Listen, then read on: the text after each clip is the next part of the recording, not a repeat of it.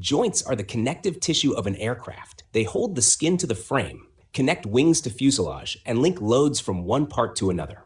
Because aircraft are built from hundreds of pieces, metal, composite, titanium, the strength and reliability of the joints often control the overall structural performance.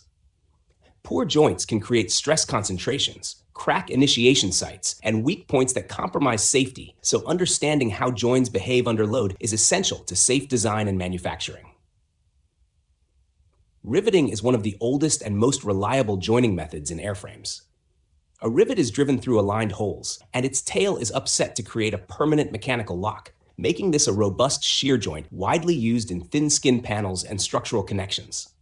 Blind rivets are used where access is only possible from one side, while solid rivets are typical in primary structure. Rivets also fill holes tightly, reducing vibration and loosening under cyclic loads, which is why countersunk rivets are common on aerodynamic surfaces. Bolted joints use threaded fasteners with nuts and washers to clamp parts together and are versatile for tension and shear loads.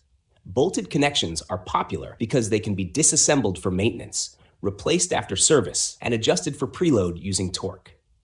Engineers must choose the right bolt size, torque, and locking method to prevent loosening under vibration and ensure enough thread engagement for durable performance, because a poorly torqued bolt can turn a strong joint into a weak point. Adhesive bonding joins parts by creating a distributed bond over an area rather than at discrete holes, and it's especially useful for composite panels and where bolting could weaken the material. Bonded joints spread load and reduce stress concentrations, and options include single lap, double lap, or scarf joints. Surface preparation is key. Contaminants can weaken the bond, so cleaning and treatment before bonding are as important as the adhesive itself. Adhesives can also cut weight and improve fatigue performance compared to mechanical fasteners in some cases.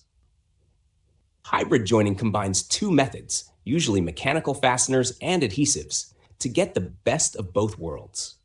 In aircraft applications, hybrid joints can take advantage of the high static and fatigue strength of bonds while retaining the localized load capacity and damage tolerance of fasteners.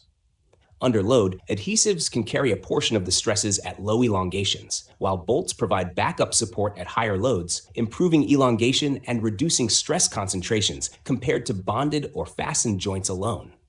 This makes hybrid joints especially useful where metal meets composite. Joints aren't just connectors, they're load paths. How loads travel through a joint affects the entire structure. Rivets and bolts transfer loads through shear and tension, bonded joints distribute loads over surfaces, and hybrids share forces between bondline and fasteners. In composite to metal joints, the difference in stiffness and thermal expansion adds complexity, so engineers use detailed analysis, FEM, testing, to make sure loads aren't concentrated in ways that cause early failure. A good joint design keeps the load path smooth and predictable. Joints are often the weakest links in a structural system because they are stress raisers and discontinuities. Common failure modes include fatigue cracking around holes, shear failure of rivets or bolts, adhesive bondline cracking, loosening of fasteners under vibration, and stress corrosion at interfaces. With hybrids, failure might start in the adhesive and then shift load to fasteners, delaying catastrophic failure. Understanding these failure patterns lets engineers choose better materials, joint geometries, and inspection plans to keep structures safe.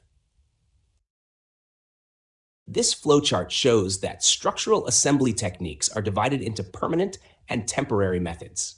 Permanent assembly techniques include riveting, adhesive bonding, welding, and composite assembly. These methods create joints that are not meant to be removed during normal service. Temporary assembly techniques include bolting and fastening, modular assembly, and jig and fixture assembly. These are used where parts may need adjustment, alignment, or future removal for maintenance. In simple terms, permanent methods lock the structure together, while temporary methods allow flexibility during assembly and servicing.